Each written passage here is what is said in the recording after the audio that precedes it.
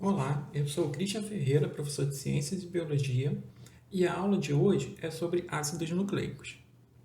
Em 1953, o americano James Watson e o inglês Francis Crick descobriram a natureza química e a estrutura tridimensional do material genético, o DNA.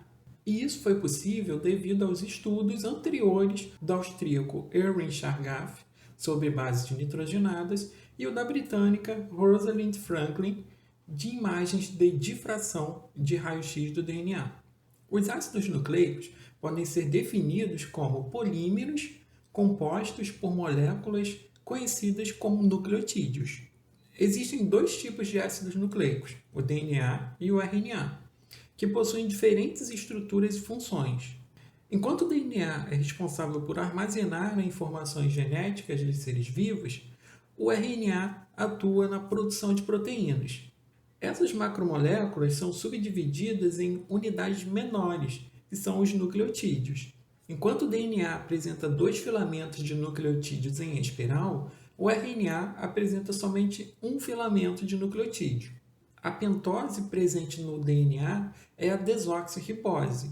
Já no RNA, trata-se da ribose. E por isso, a sigla DNA significa ácido desoxirribonucleico e RNA, ácido ribonucleico. A unidade formadora é composta por três componentes: ácido fosfórico, pentose, que é um glicídio, e a base nitrogenada. O produto dessa reação química é a formação dos nucleotídeos e duas moléculas de água. Aqui está representado o nucleotídeo do RNA, formado pela ribose, e se fosse um nucleotídeo de DNA, a única diferença na estrutura seria que, em vez da hidroxila, que é esse OH, seria um hidrogênio. E esse açúcar se chama desoxirribose, menos um oxigênio na molécula. É comum as pessoas confundirem nucleotídeo com nucleosídeo.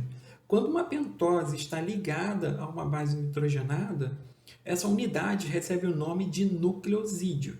E quando uma pentose se liga a uma base nitrogenada e a um ácido fosfórico, essa unidade é chamada de nucleotídeo. Então, resumidamente, o nucleosídeo não está ligado ao fosfato, e quando o fosfato se liga a esse nucleosídeo, ele passa a ser chamado de nucleotídeo. Em relação às bases nitrogenadas, existem 5 tipos: a adenina, que é representada pela letra A timina, que é representada pela letra T, a citosina, que é representada pela letra C, a guanina, que é representada pela letra G, e a uracila, que é representada pela letra U. Sendo que o DNA ele não possui a uracila. A uracila está presente somente no RNA. E o RNA também não possui a timina.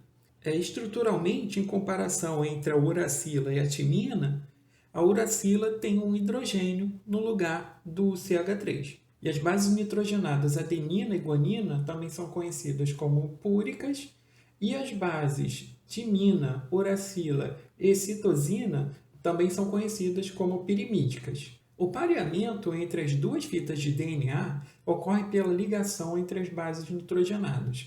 E essa ligação são do tipo pontes de hidrogênio, ou também chamadas de ligações de hidrogênio ou interações de hidrogênio.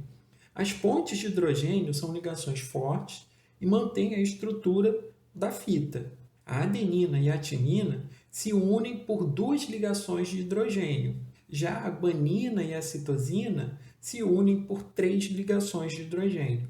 A ligação entre os nucleotídeos ocorre entre a hidroxila da pentose e a hidroxila do grupo fosfato, mais especificamente no carbono 3. Por notação, os carbonos dos açúcares são numerados e chamados de uma linha, duas linhas e assim por diante. E como podemos analisar na estrutura, o grupo hidroxila do carbono 3 da pentose, do primeiro nucleotídeo, se une ao grupo fosfato ligado à hidroxila do carbono 5 da pentose do segundo nucleotídeo, através da ligação fosfodiéster. E com isso, ele acaba liberando uma molécula de água. Na fita de DNA, a ligação de outro nucleotídeo sempre ocorre no sentido do carbono 5 da primeira pentose para o carbono 3 da última pentose. Toda vez que é adicionado um novo nucleotídeo, a hidroxila do carbono 3 é que é atacada pelo grupo fosfato. Então, o sentido da ligação é sempre 5 linhas, 3 linhas. Toda a maquinária enzimática relacionada à síntese de DNA obedece a esse sentido. E é esse conceito que é utilizado no quadrinho da Mafalda. A replicação ou duplicação do DNA é um processo de grande importância para a transmissão do material genético, pois quando ocorre a divisão celular, esse material será dividido de forma igual entre as células filhas. A replicação ocorre antes do início da divisão celular, durante a fase S da intérfase. O processo de replicação ele inicia-se com a separação das duas fitas que formam a molécula de DNA. E em seguida ocorre a ligação dos nucleotídeos livres a um nucleotídeo correspondente em uma das fitas, formando então duas moléculas de DNA constituídas por uma fita antiga, pertencente à molécula original, e uma fita nova. Esse processo é chamado de semiconservativo. O processo de replicação inicia-se com a separação das duas fitas que formam a molécula de DNA pela ação da enzima chamada helicase. Isso ocorre em pontos em que existem sequências específicas de nucleotídeos denominados origens de replicação, formando as forquilhas de replicação. Em células procarióticas, esse processo inicia-se em um único ponto. Já nas células eucarióticas, ele inicia-se em diversos pontos, fazendo com que a replicação ocorra de uma forma mais rápida. As helicases movem-se sobre a fita de DNA, separando as cadeias. E, para evitar que as cadeias se liguem novamente, a proteína ligante ao DNA de cadeia simples, ou SSB, se liga às cadeias simples, mas essa ligação não atrapalha em nada, pois ela deixa as bases livres para a associação dos nucleotídeos. À medida que a nova cadeia, ou também chamada de cadeia complementar, é sintetizada, as proteínas SSB desprendem-se do DNA. A enzima primase, ela sintetiza uma porção de RNA denominada de oligonucleotídeo iniciador, ou também chamado de primer. E em seguida, os demais nucleotídeos vão sendo adicionados, tendo a fita de DNA como molde, até apresentar por volta de 5 a 10 nucleotídeos. A enzima DNA polimerase 3 inicia a ligação dos nucleotídeos livres ao primer e, em seguida, adiciona os nucleotídeos complementares aos da fita molde. À medida que a forquilha vai sendo aberta, a adição de nucleotídeos em uma fita ocorre de forma contínua. Essa fita é denominada de fita líder ou fita contínua. Já na outra fita, que é denominada de fita retardada ou fita descontínua, a adição de nucleotídeos ocorrerá em sentido oposto ao da progressão da forquilha, por meio de fragmentos, denominados de fragmentos de Okazaki.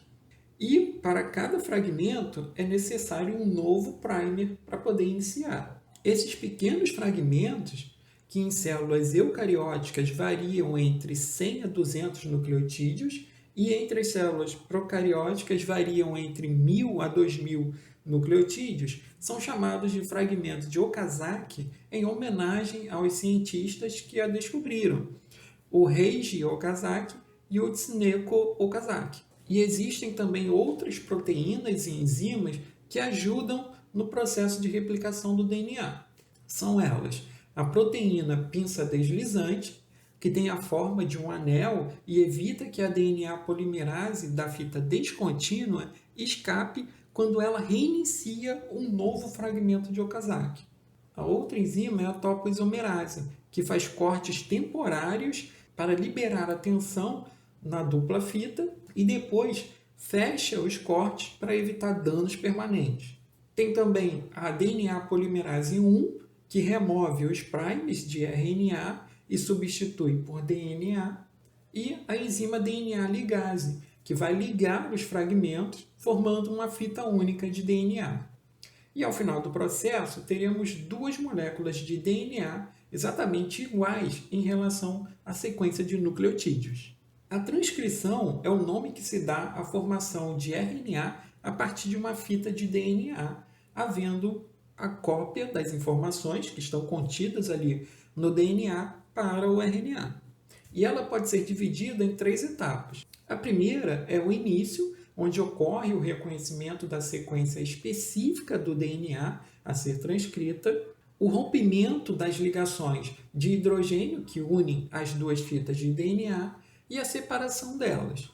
Na transcrição, apenas uma das fitas servirá como molde para a síntese de RNA.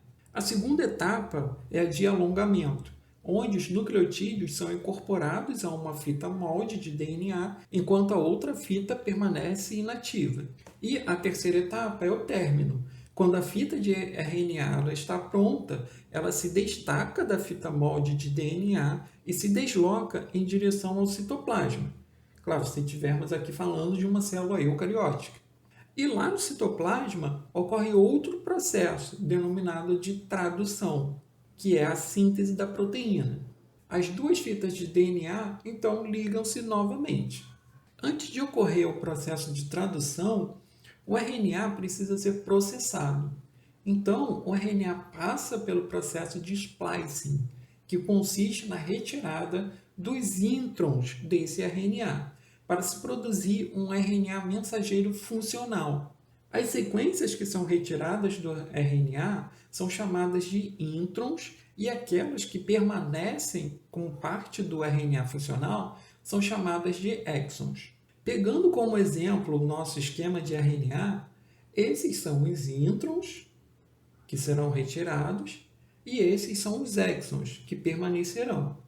Após o splicing, nós ficamos com o RNA formado somente pelos exons, e esse RNA mensageiro, ao passar pelo processo de tradução, ele será capaz de sintetizar uma proteína funcional. Então, a tradução é o nome dado ao processo biológico no qual haverá a leitura da mensagem contida na molécula de RNA mensageiro pelo ribossomo, decodificando a linguagem de ácido nucleico para a linguagem de uma cadeia de aminoácidos que determina uma proteína. Participam desse processo três tipos de RNA: o RNA mensageiro, o RNA transportador e o RNA ribossomal. O RNA mensageiro é responsável pelo transporte da informação transcrita da cadeia de RNA.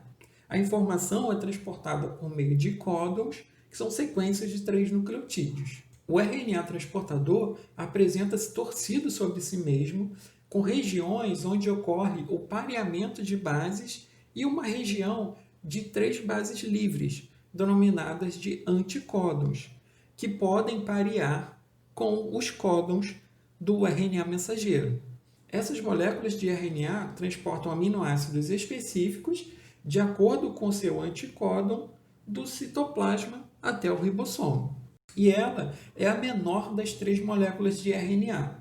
E o RNA ribossomal, que é a maior molécula de RNA entre as 3 e fica armazenada no núcleo associado a proteínas. E, em seguida, ela é transportada ao citoplasma para formar os ribossomos. O código genético é a relação entre as sequências de bases no DNA e a sequência correspondente de aminoácidos na proteína. Um códon corresponde a uma sequência de 3 nucleotídeos nas moléculas de DNA e RNA, a qual definem um aminoácido específico a ser adicionado à cadeia polipeptídica que será sintetizada. Esses códons são representados pelas letras iniciais das bases nitrogenadas, reunidas 3 a 3, formando 64 códons distintos, como representado aqui no esquema à esquerda.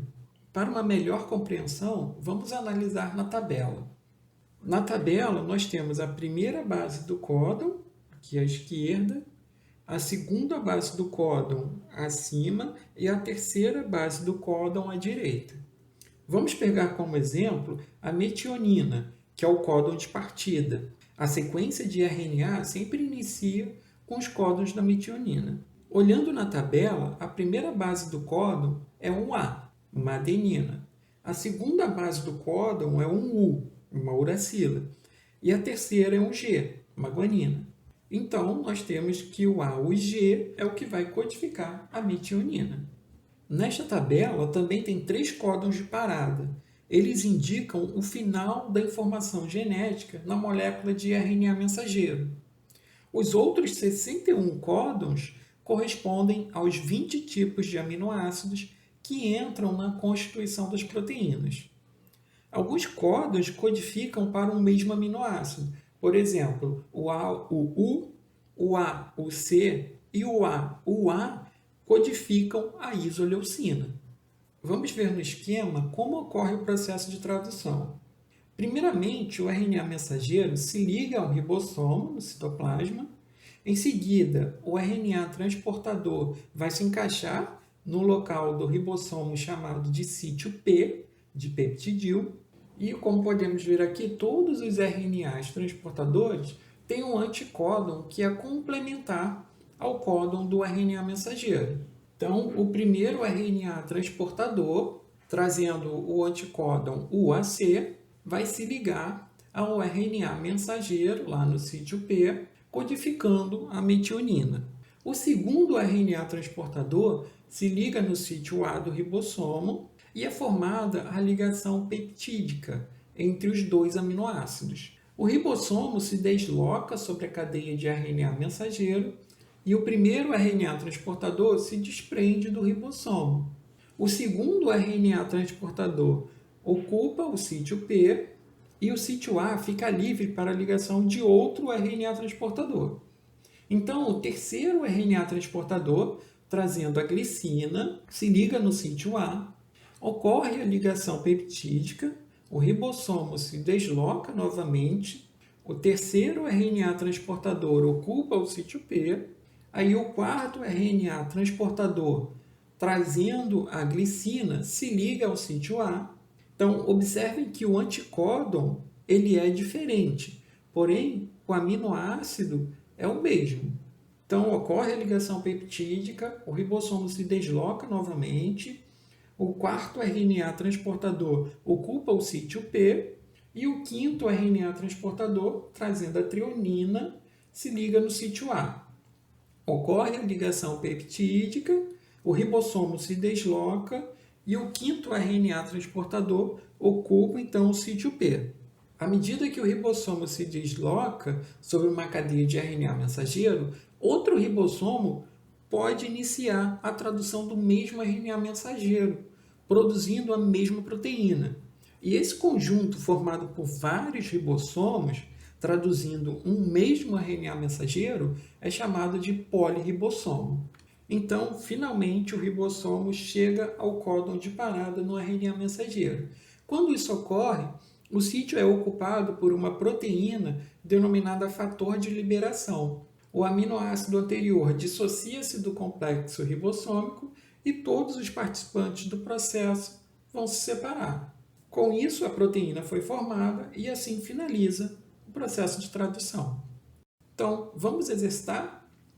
A questão é a seguinte. Nos últimos anos, a biologia molecular tem fornecido ferramentas úteis para a produção de organismos geneticamente modificados. As informações armazenadas nas moléculas de DNA são traduzidas em proteínas por meio de moléculas intermediárias denominadas: letra A, helicases; letra B, RNA ribossomal; letra C, RNA transportador; e letra D, RNA mensageiro. Vamos resolver? As helicases são enzimas que separam as cadeias de DNA. O RNA ribossomal e o transportador participam do processo de tradução, porém, quem traz a informação da molécula de DNA para que seja traduzida em uma proteína é o RNA mensageiro. Então, a letra D é a correta. Obrigado por assistir a aula até o final. Se gostou, siga, curta, comente, compartilhe este vídeo.